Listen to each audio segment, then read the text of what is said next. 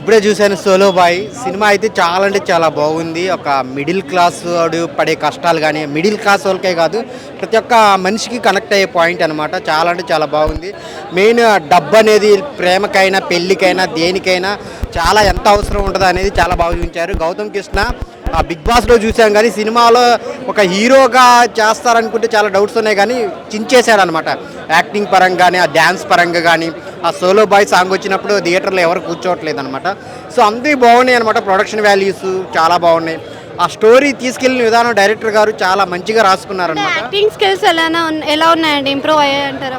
చాలా బాగున్నాయి. అంటే మనం బిగ్ బాస్ షోలో చూసింది వేరే, యాక్టింగ్ పరంగా ఆ ఎమోషన్ సీన్స్ కానీ ఆ మాస్ సీన్స్ కానీ చాలా అంటే డైలాగ్ డెలివరీ అన్నీ చాలా బాగున్నాయి. సో ప్రొడ్యూసర్ గారు ఒక మంచి సినిమా తీశారు. అందరు థియేటర్కి వచ్చి చూడండి. సోలో బాయ్ ఎలా అనిపించింది? డ్యాన్స్ సోలో బాయ్ సాంగ్ ఇప్పటికే ట్రెండింగ్లో ఉందన్నమాట. సో చాలా బాగా చేశారు. సో సోలో బాయ్ సోలోగా కాకుండా ఫ్యామిలీతో వచ్చి చూడండి. చాలా అంటే చాలా బాగుంది. మురళీ నాయక్ గురించి అన్ని ఏముందని అంటారు మూవీలో? అంటే ఆడియో లాంచ్కి వీటికి ప్రీ రిలీజ్ ఈవెంట్ అప్పుడు కూడా మురళీ నాయక్ వాళ్ళ పేరెంట్స్ని పిలిచారు కదా.